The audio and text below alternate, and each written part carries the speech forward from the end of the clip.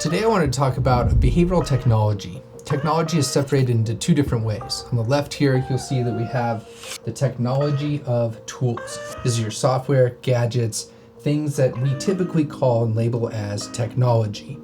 On your right here, we also have the technology of process. This technology of process is the evidence-based kernels, the fundamental units of how human behavior is influenced.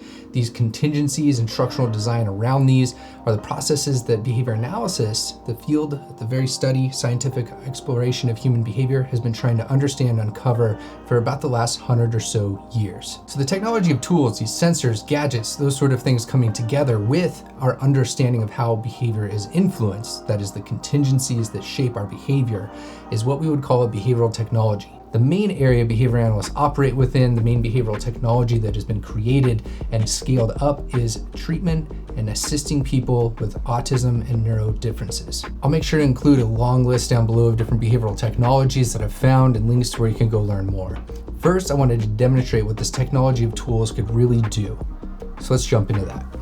So for example, I can take augmented reality and I could leverage this to look at data in a different way. So what you're looking at is a visual representation for 2017 through 2020 of excessive deaths in the United States of America. So I can graph these out here. You can see the observed number of deaths that have been occurring.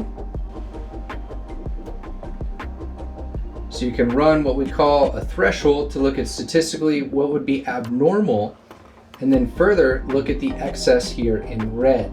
So it's a very unique, different way to be looking at what is going on and interacting with your data. Is it more useful? Does it lead to differences? Who knows? But it may be more interesting. With the scramble and chaos of 2020 of everybody moving to online conferences, online content, there are, pain points that I have sometimes. There are ways to leverage the tools, that software, those hardware, in ways like you just saw with me using augmented reality within my video that change and alter the way in which we can present things. It has a different effect on our audience.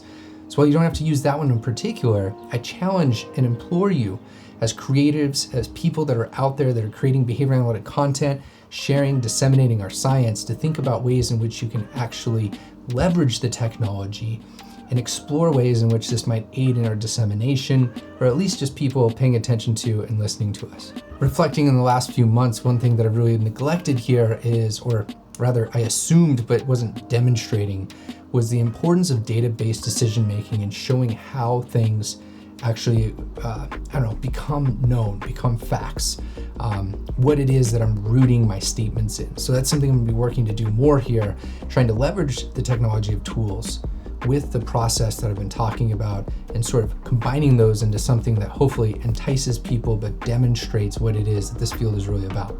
Because what we know in behavior analytic literature is that if you don't combine the two of these, you don't have lasting behavioral change. And with the rapidly evolving technology of tools over here, it's hard, but it's almost a prerequisite. I would argue it is a prerequisite to be heard on the main stage. So look for me to try to adapt and increase the ways in which I'm using the tools around me to share the beautiful process and science that we know is behavior analysis. And please work on upholding me to that. The next few months, I'm going to explore with content like that, and I'd love the feedback in the comments to help shape that. All right, thank you so much. That's your Daily BA.